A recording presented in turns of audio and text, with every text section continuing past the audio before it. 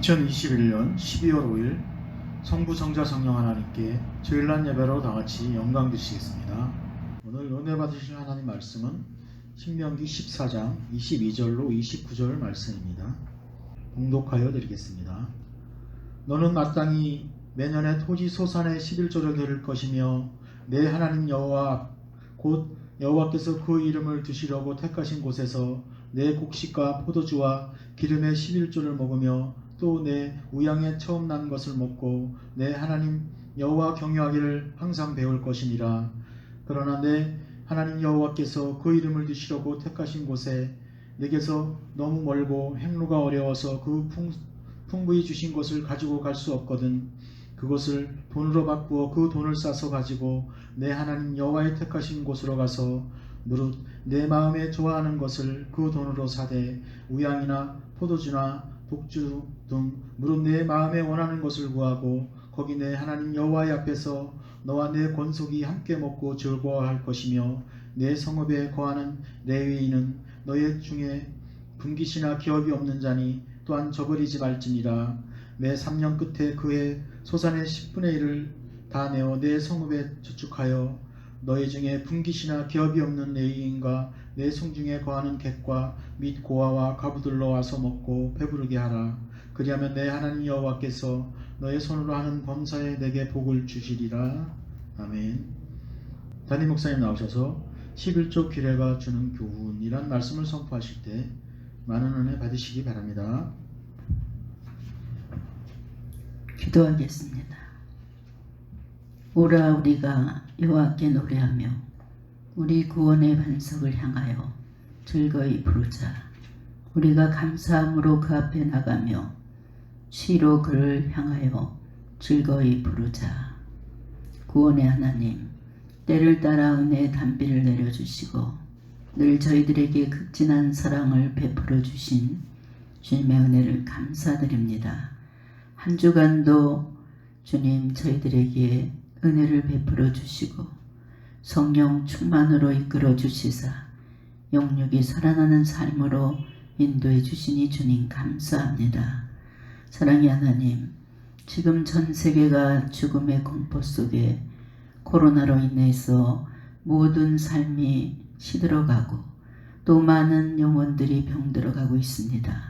하루속히 주님의 은혜로 코로나를 종식시켜 주셔서 하나님께서 주신 자유함 속에서 마음껏 찬양할 수 있는 그날이 속히 올 수 있도록 주님 강권적으로 역사하여 주시옵소서.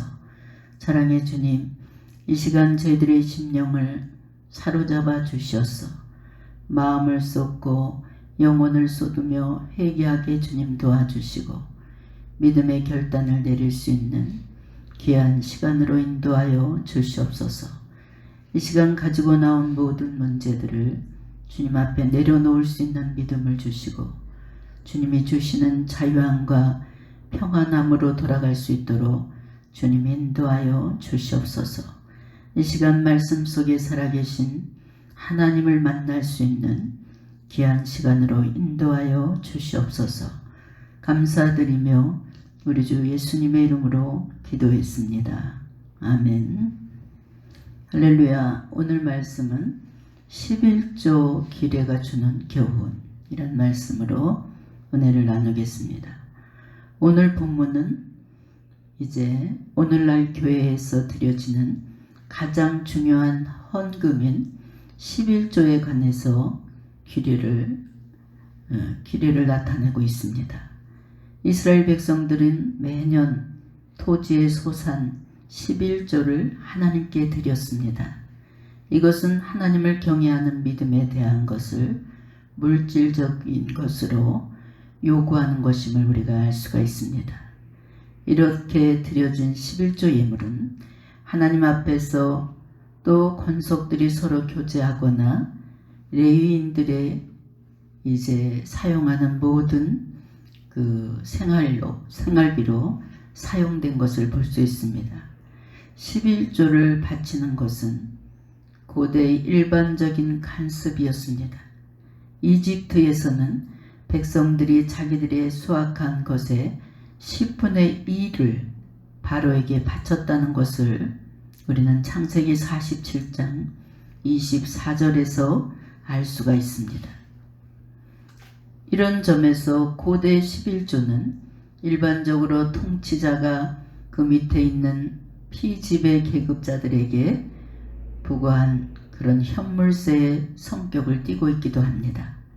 반면에 이스라엘에서는 하나님께 봉헌하는 종교적인 성격을 띠고 있습니다.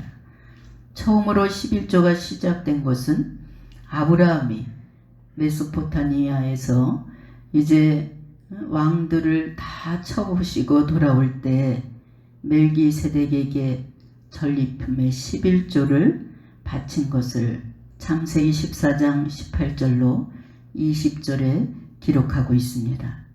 두 번째 11조를 드린 사람은 하란으로 도망가던 야곱이 베델에서 하나님께서 은혜 베풀어 주시면 11조를 바치겠다 이렇게 서원한 사건이 창세기 28장 22절에서도 기록된 것을 볼 수 있습니다.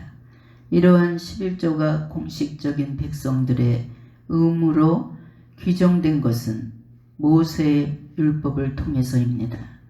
모세는 율법에서 땅에서 나는 모든 것은 소산과 목축의 11조를 드리라 이렇게 규정하는 것을 또한 레위기 27장 30절로 32절에서도 알 수가 있습니다. 이러한 11조는 성소를 위해서 모든 경비와 레위인들의 생활비로 사용된 것입니다. 이외에도 특별히 드리는 11조가 있는데 중앙 성소에서 열리는 감사 축제 비용으로도 사용되었고 특별 11조와 이제 안신년을 기준으로 매 3년과 6년 이렇게 드리는 11조는 구제를 위해서 드려지는 특별한 11조가 있었음을 우리가 28절에서 30절에 알 수가 있습니다. 이렇게 하나님께 바쳐진 11조는 성소와 관련된 비용뿐만 아니라 공동체의 축제와 구제를 위해서도 사용된 것을 볼 수 있습니다. 이 모든 것은 하나님께서 자신에게 주신 세속적인 재물을 어떻게 사용하는가 하는 것을 우리에게 오늘 말씀해 주고 있습니다. 그것은 자신뿐만 아니라 이제 성도 공동체를 위해서 사용돼야 하며 사회 속에 소외되고 가난한 자를 위해서도 사용되어야 된다는 것입니다. 이런 점에서 많은 재물은 성도에게 곧 축복된 동시에 선행을 의미하는 그런 말씀이 포함된 것을 볼 수 있습니다. 세상 사람들이 살아가는데 가장 중요한 것이 무엇입니까? 소중히 여기는 것이. 아니 설교 시작한 지 1분도 안 돼서 조는 사람이 있어. 이 교회 참 큰 문제. 하나님의 말씀을 오늘 부여잡고 삶의 행동으로 옮겨 심어서 열매 맺는 그런 살아있는 신앙이 되시길 주의 이름으로 축원합니다. 이제 세상에서 가장 중요하게 생각하는 것이 무엇입니까? 물질입니다. 여러분, 내가 어려울 때 물질의 고통을 받을 때 나에게 그 물질을 나눠줄 수 있는 사람, 극히 드문 일입니다. 정말 나에게 그 생명과 같은 돈을 나눠줄 수 있는 그런 사람이 있다면 그건 진정한 친구고 정말 생명을 나눌 수 있는 그런 친구입니다. 물질이 없으면 살아갈 수 없는 것이 현실입니다. 그래서 많은 사람들이 물질은 곧 생명이다 라는 표현을 합니다. 성경은 인간이 사용하는 모든 물질이 창조주이신 하나님께로서부터 말미암았음을 증거하면서 인간은 이를 겸손하게 인정해야 된다고 교훈하고 있습니다. 그런 의미에서 11조 헌금은 성도의 신앙생활에 있어서 중요한 부분을 차지하고 있습니다. 인간 생활의 가장 중요한 부분에서 하나님의 주권을 인정하는 것이기 때문에 11조는 즉 신앙 고백입니다. 그러므로 11조가 비록 구약의 율법으로 주어진 것이지만 신약의 성도들에게 신앙생활의 핵심적인 요소가 된다는 사실을 이 시간 기억하시길 바랍니다. 11조 제도는 단순히 물질적인 의미만 있는 것이 아니라 신앙의 근본적인 의미들이 내포되어 있는 것이 11조입니다. 본문에서 증거하는 11조 제도를 통해서 성도가 하나님 앞에 행해야 될 의무가 무엇인지를 알아보고 오늘 말씀을 통해서 교훈을 받는 여러분 되시길 주의 이름으로 축원합니다. 하나님께서 이스라엘 백성들에게 토지의 소산 11조를 드릴 것을 명령하시면서 여호와를 경외하기를 항상 배우라고 지시하시는 것을 볼 수 있습니다. 그들에게 11조를 드리라는 것은 하나님께서 물질이 없어서 하나님께 드리라는 것이 아니라 하나님을 경외하는 방법을 배우라 이거예요. 1년 동안 열심히 농사를 지어서 가을에 추수를 할 때 추수한 것의 11조를 하나님께 드림으로써 모든 소산이 하나님의 은혜로 되었음을 이제 고백하고 인식하면서 감사하는 마음을 가져라 이겁니다. 11조의 10분의 1이라는 양은 1년 동안 여러분 농사 짓고 결실을 맺은 것에 대해서 그 양은 적지 않은 양입니다. 모든 것을 하나님께서 주셨다는 것을 그런 마음을 가질 때 우리는 아낌없이 하나님께 드릴 수 있는 그런 신앙이 될 수 있습니다. 여러분 내 것이라고 생각하면 하나님 앞에 드릴 사람이 아무도 없습니다. 내게 있는 모든 것은 자식까지도 하나님 것이라고 인정을 할 때 그 입술에서 늘 감사가 나오고 하나님께 드릴 수 있는 아낌없이 드릴 수 있는 마음이 생겨나는 것입니다. 여러분 물질을 드릴 때 하나님의 은혜를 감사하면서 하나님을 경외하는 그런 마음을 담아서 드릴 수 있는 여러분의 신앙이 되시길 바랍니다. 하나님의 은혜로 가나안 땅을 차지하고 그것에서 소산을 얻은 이스라엘 백성들에게 있어서 그러한 신앙 고백은 반드시 필요했던 것입니다. 어떤 분들은 자신에게 소득이 전혀 없는데도 남에게 보이기 위해서 11조를 드리는 분들이 있어요. 난 우리 교회에서 11조를 최고 많이 하는 사람이야. 이렇게 보이기 위한 11조를 드리는 분. 또 어떤 사람은 수입이 많을 때 부지런히 자기 계산법을 하는 거예요. 어떻게 하면 11조를 하나님 저에게 물질의 축복을 주시면 우리 교회에서 11조를 가장 많이 내는 사람이 되게 주시옵소서. 이렇게 간절히 기도했을 때 하나님께서 그 기도를 들으시고 물 붓듯이 축복을 해주시면 어떻게 하면 11조를 덜 낼까 이렇게 머리로 계속 잔머리를 굴리면서 계산하는 사람이 있어요. 또 어떤 분은 하나님께 드려야 할 11조를 가지고 한꺼번에 드리면 되지. 1년에 한 번 드리면 되지 해서 그 11조를 드릴 걸 가지고 나중에 드려도 된다는 핑계를 삼아서 계속해서 사업장을 늘려가는 그런 또 장로님들이 계십니다.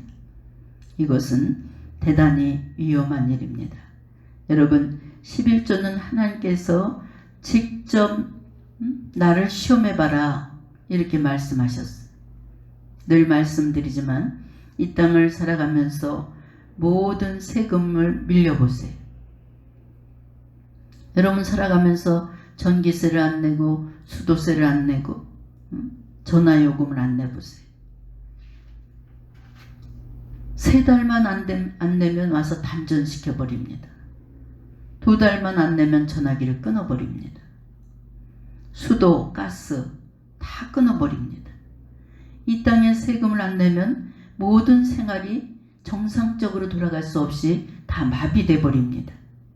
그런데 우리는 하나님 나라의 시민권을 가진 그런 주의 백성들입니다. 성도들이 하늘나라의 세금, 하나님 것으로 규정된 11조라는 세금을 떼어먹어 보세요.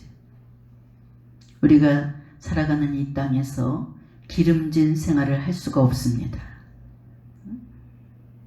여러분, 생활이 녹슬고 마비될 수밖에 없습니다. 물질로 인해서 근심하고 걱정하는 일이 늘어날 수밖에 없습니다. 몇 년 전에 어느 권사님이 남편이 아주 장로님인데 재산이 너무너무 많아요. 땅도 너무 많아요. 근데 남편이 남편에게 내가 살아있는 동안, 내가 지금 항상 이렇게 활동을 할 이때에 나에게 미리 좀 11조도 내고 주의 일 좀 하게, 나에게 유산을 미리 좀 주면 안 되겠냐, 이렇게 했더니 이 장로님이 내가 죽으면 10억밖에 줄 수 없다, 이렇게 이야기를 했어요. 그래서 이 권사님은 늘 성전에 나와서 기도합니다.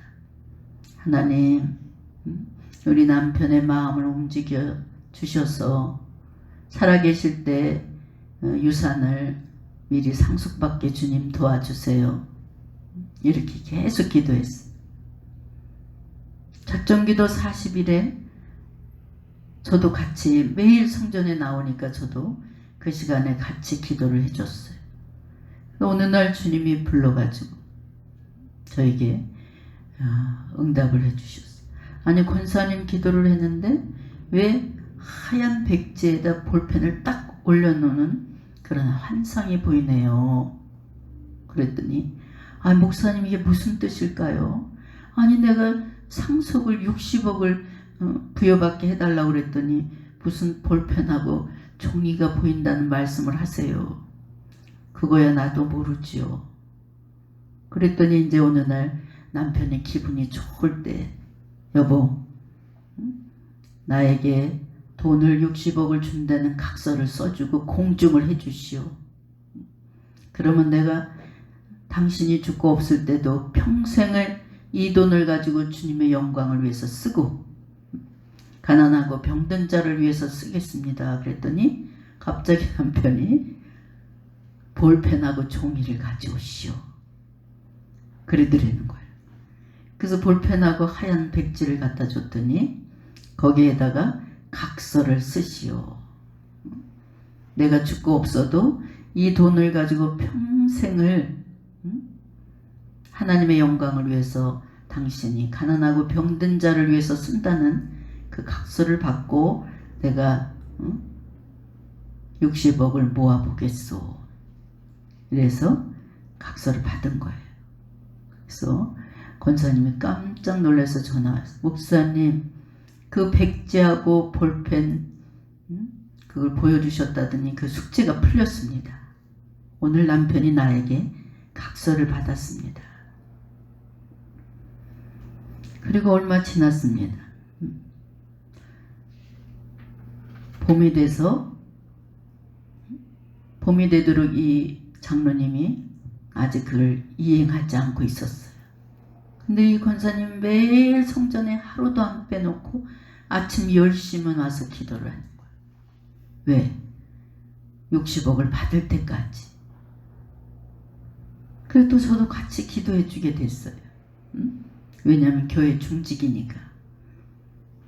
기도하는데 이번에는 그 시골에 가면 키 있잖아요. 알곡과 쭉정이를 가리는 그 키를 이렇게 보여주면서 막 까부르는 거예요.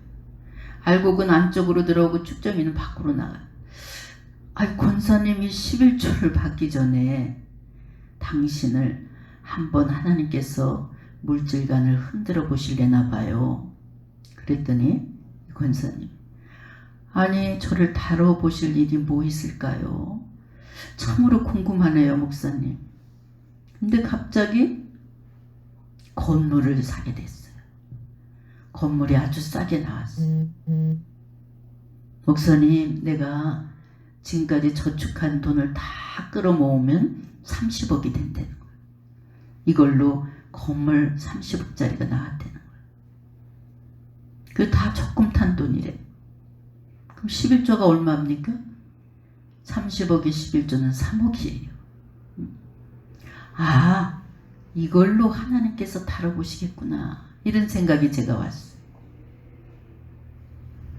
근데 30억에 팔라고 그랬던 그 건물을 이 권사님이 내가 내일 계약을 하겠소 이러니까 이 건물 주인이 그 건물은 아주 코너에 은행 자리야. 아주 좋은 자리야.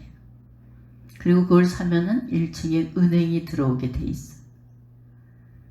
그런데 갑자기 27억에 내가 당신에게 주겠다는 거야.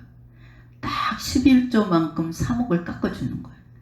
기가 막힌 하나님이구나 이렇게 생각을 했는데 그 이튿날 12시가 돼도 이 권사님이 계약을 하러 안 가나 이러고 있는데 얼굴이 노래갖고 찾아왔어. 목사님, 내가 이제 계약을 하러 가야 되는데 제 믿음은 8천만 원밖에 드릴 수가 없습니다.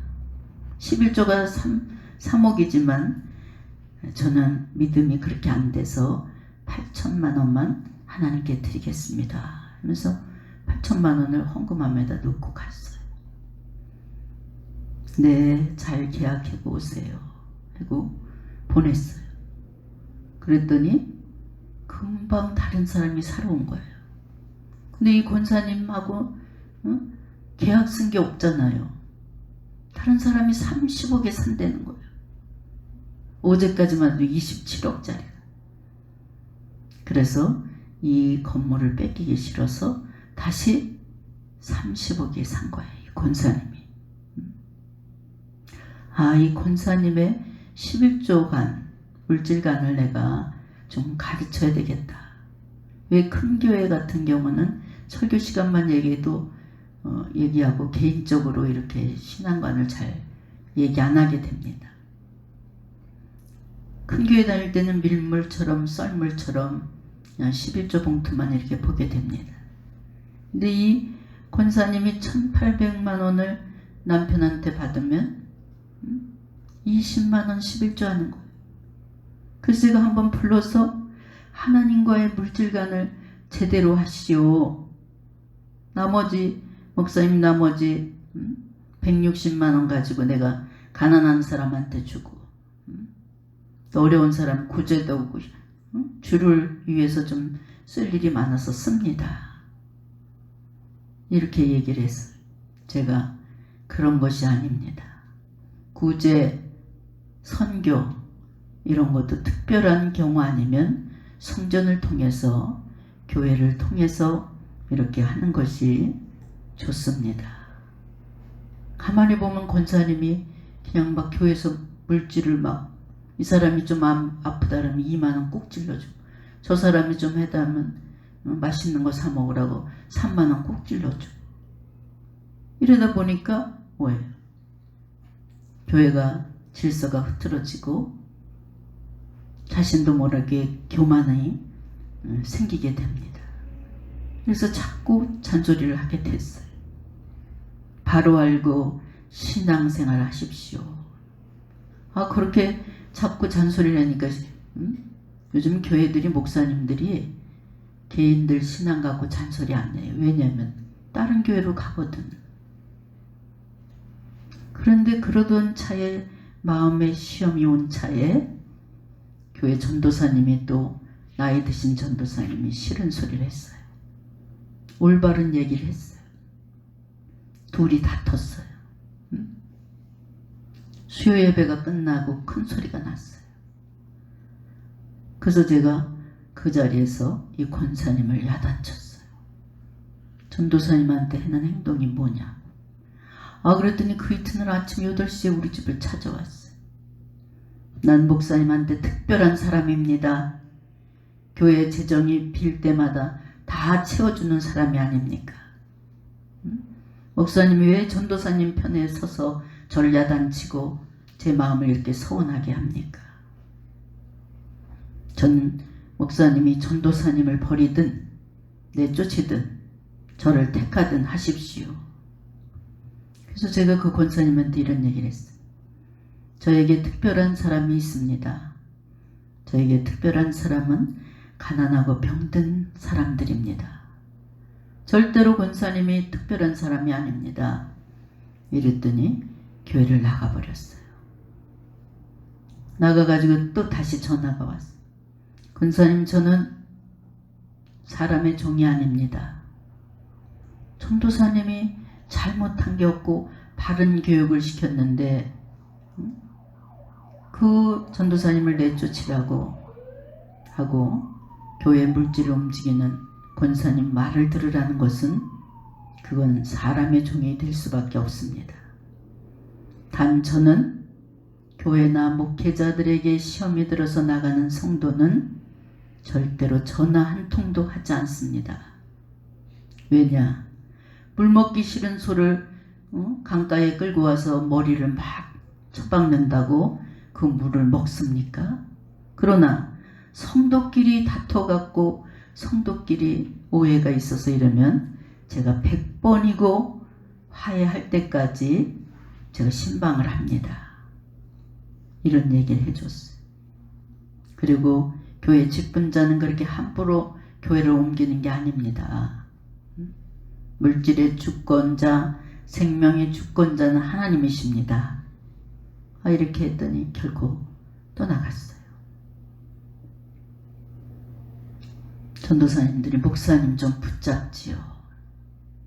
나중에 정말로 깨닫고 돌아와서 회개할 날이 한 번쯤 있다 그래. 그랬더니 그게 6년이 걸렸어요. 6년 만에 찾아왔는데 남편이 부도가 나서 집도 이 건물도 다 담보로 설정돼서 엉망진창이 된 거예요.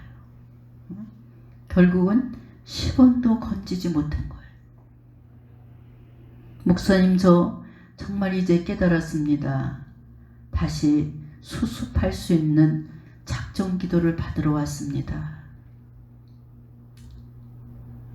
성도 여러분, 11조는 단순히 교회 재정을 위해서 드리는 것이 아니라 성도가 하나님의 주권을 인정하는 하나님의 은혜로 살고 있다는 것을 고백하는 차원에서 드릴 수 있는 것이 11조입니다. 그러므로 11조는 다시 한번 말씀드리지만 여러분의 신앙 고백입니다. 세상 사람들은 자신들이 잘나서 살아간다고 착각을 하지만 사실은 하나님께서 보호해 주시고 지켜주지 아니하시면 인간은 잠시 동안도 생존할 수 없습니다. 그러므로 성도는 11조 생활을 통해서 하나님을 경외하는 방법을 배우시고 항상 하나님의 은혜를 생활 속에서 체험할 수 있는 그런 여러분이 되시길 주의 이름으로 축원합니다. 여러분, 하나님께 마음 중심에서 드리는 11조 생활로 하나님을 기쁘시게 해드리면서 여러분 생활의 복을 받아 누릴 수 있는 여러분이 되시길 주의 이름으로 축원합니다. 하나님께서 이스라엘 백성들에게 하나님께 드리는 11조 사용 방법에 대해서 오늘 교훈하고 있습니다. 그것은 여호와의 전에서 함께 먹으며 성전 봉사를 위해서 농사를 짓지 않고 이제 성전을 위해서 봉사하는 레위인들에게 주어 생활을 하도록 하라. 이것입니다. 레위 지파는 성전 봉사를 맡은 지파로서 가나안 땅을 분배받지 못했습니다. 그래서 이스라엘은 다른 지파들이 드리는 11조와 헌금을 가지고 생활을 했던 것을 볼 수 있습니다. 느헤미야 시대에도 이스라엘 백성들이 11조 헌물을 드리지 않았기 때문에 레위인들이 어떻게 할 방법이 없는 거. 성전에서 봉사를 하고 또 성전을 위해서 힘쓰게 되면은 생활이 안 되는 거예요.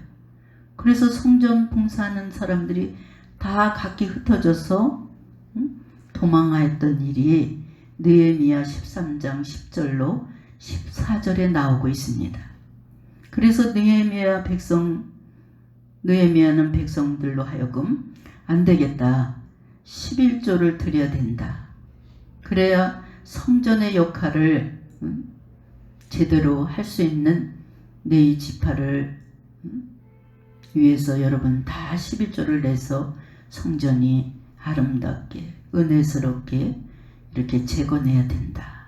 이렇게 선포해서 다시 느헤미야가 백성들에게 11조를 드리게 했습니다. 11조 헌물이 예루살렘 성전 유지와 이스라엘의 종교 생활을 위해서 사용되었음을 오늘날 교회의 여러 사역을 위해서 11조가 필요한 것을 의미하는 것을 볼 수 있습니다. 교회의 물질은 하나님의 뜻에 합당한 곳에 사용해야 됩니다. 복음 사역을 위해서 혹시 교육자들이 생활이 안 돼서 복음의 일을 못하게 될 때 오직 복음 증거하는 일에만 전념할 수 있도록 성도들을 책임져야 하며 이러한 책임을 다하는 성도들에게 하나님께서 어떻게 해요? 물질의 복을 주시겠다고 약속하고 있습니다. 하나님께서 이스라엘 백성들에게 11조 헌물을 사용하는 방법을 교훈해 주시면서 레위인과 함께 객과 고아와 가부들에게 먹여 배부르게 하라. 이렇게 또 명령하십니다. 이들은 모두 농사를 지을 땅이 없어서 없는 자들로서 자비를 입지 아니하고는 먹고 살 수 있는 방법이 없었습니다. 이스라엘 백성들이 그와 같은 자들을 돌보면서 하나님께서 그들이 손으로 하는 범사에 복을 주실 것이라 이렇게 약속하고 계십니다. 예레미야 22장 16절에 그는 가난한 자와 궁핍한 자 이런 자들을 신원하고 형통하였나니 이것이 나로 말미암는 것이 아니냐 여호와의 말이니라. 여러분 우리는 11조 생활을 제대로 해서 이 11조를 통해서 가난하고 병든 자 고아 같은 자들에게 소망을 주고 그들의 눈물을 닦아주는 일에 동참해야 되는 줄 믿으시기 바랍니다. 11조 제도에서 하나님의 은혜에 감사하며 이웃에 대한 사랑을 실천하는 내용이 11조에 포함되어 있다는 것입니다. 하나님께 대한 성도의 사랑은 이웃의 가난한 자들에 대한 사랑으로 표현되므로 11조를 통해서 그러한 사랑을 실천할 수 있는 그런데 여러분이 동참하시길 바랍니다. 성도와 교회는 언제나 가난하고 억압받는 그런 자들을 위로하고 물질적으로 공유를 베풀어야 교회 구실을 하는 것입니다. 교회 헌금은 이를 위해서 사용돼야 하며 성도의 개인적인 삶 속에서도 사랑이 실천돼야 된다는 것입니다. 하나님께서는 자신의 삶보다 이렇게 가난한 자들의 눈물을 닦아주고 위로해 주시면서 소망을 주시면서 그들에게 축복을 주셨습니다. 예수님께서는 소자에게 행한 것이 바로 자신에게 행한 것이라 이렇게 말씀하심으로써 성도가 소자를 돌아보게 하면 그건 나를 위한 것이다. 이렇게 우리들에게 교훈해 주십니다. 여러분 그래서 배고파하는 자들을 외면하지 마시고 정말 소망을 잃어가는 그들에게 소망을 줄 수 있는 그런 여러분의 믿음이 되시길 주의 이름으로 축원합니다. 주님께서는 소자가 굶주리고 고통받을 때 그와 함께 고통을 받으시고 계시다는 것을 우리에게 강조하고 있습니다. 또한 주님께서 이를 심판한 심판대의 기준으로 삼는 것을 말씀하시므로 성도의 가난한 자에 대해서 사랑을 베푸는 것은 성도가 해야 될 그런 의무다. 마땅히 해야 될 의무다. 이것을 강조하고 있습니다. 이는 가난하고 비참한 자들을 억압하는 세상의 사람들과는 하나님의 백성들은 다르다는 것입니다. 가난한 자들에 대한 사랑을 실천하는 것이 바로 하나님의 사랑을 입은 성도들의 그런 특성인 것을 볼 수 있습니다. 여러분 11조의 의미는 모든 삶 속에서 하나님 주권을 인정하고 감사하는 것이고 교회 복음 사역과 가난한 자들을 위해서 쓰여지는 것이라는 것을 오늘 다시 한번 말씀을 통해서 우리에게 교훈해 주십니다. 여러분 성도는 믿음으로 11조 생활에 충실할 수 있는 여러분이 되시길 주의 이름으로 축원합니다. 그래서 어디서 수입이 들어오면 하나님 것을 먼저 띄워놓으세요. 하나님 것도 내 거라고 그냥 막 쓰고 자기 멋대로 계산해서 막 드리고. 여러분 헌금이나 11조를 드리는 그 마음 속에는 하나님을 경외하는 마음이 있어야 돼요. 그리고 하나님의 주권을 인정하는 그런 믿음이 있어야 돼요. 이렇게 드려지는 11조와 감사 헌금을 하나님께서 기뻐하시는 줄 믿으시기 바랍니다. 그래야 하나님의 축복 있는 복을 부여받을 수 있다고 오늘 성경에 분명히 말씀하고 있습니다. 여러분 물질의 복을 받고 싶습니까? 하나님과의 물질관을 바로 할 수 있는 여러분 되시길 주의 이름으로 축원합니다. 저도 이 11조를 못 드렸던 그런 믿음이었어요. 모았다 나중에 드려야지. 그럼 전기 끊으러 온다 그러면 니는 홀라당 주고. 이렇게 맨날 이런 생활이 되는 거. 어느 날서부터 어떻게 나는 주마다 해야 되겠다. 나 같은 사람은 주마다 11조를 드려야 되겠다. 그래서 그 주에 들어오는 수입을 아낌없이 하나님께 드리고 또 그 주에 들어오는 수입을 드리고 이랬더니 11조 생활을 한 이후부터 뭐예요? 생활에 궁핍함이 없게 넉넉하게 하나님께서 주시는 것을 체험했습니다. 그래서 자녀들이 어렸을 때부터 11조 생활하는 것을 가르쳐야 돼. 감사 생활을 하는 것을 가르쳐야 돼. 감사 일이 엄청난 감사할 일이 생겼어요. 그러면 얼른 하나님께 감사 예물을 띄워놓는 준비해 놓는 그런 믿음 생활이 있어야 됩니다. 여러분 생명처럼 여기는 물질을 하나님께 드릴 수 있는 믿음인가 내가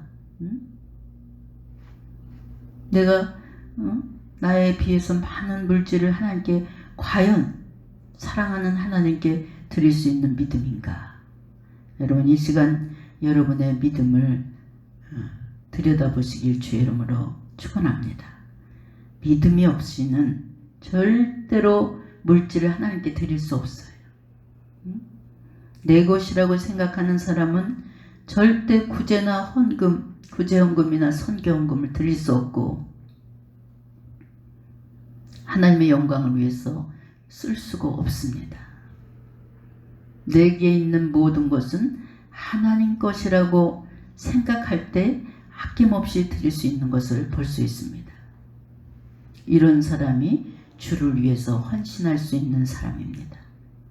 가난한 자에 대해서 사랑을 베푸는 것이 성도의 의무라는 것을 오늘 말씀을 통해서 다시 한번 우리에게 교훈해 주셨습니다. 이는 가난하고 비천한 자들을 억압하는 세상 사람들과 달리 하나님의 백성은 뭐가 달라도 다르다. 제가 어제 어느 목사님 간증을 새롭게 하소서 거기 간증을 듣고 그냥 누워갖고 눈물을 펑펑 흘렸습니다. 열심히 하나님을 어렵게 많은 고난을 겪고 목회자가 돼서 이제 목회를 잘 하려고 그랬는데 7살 된 아들이 백혈병에 걸린 거예요. 빨리 큰 병원에 가보세요. 큰 병원에 오니까 뭐예요?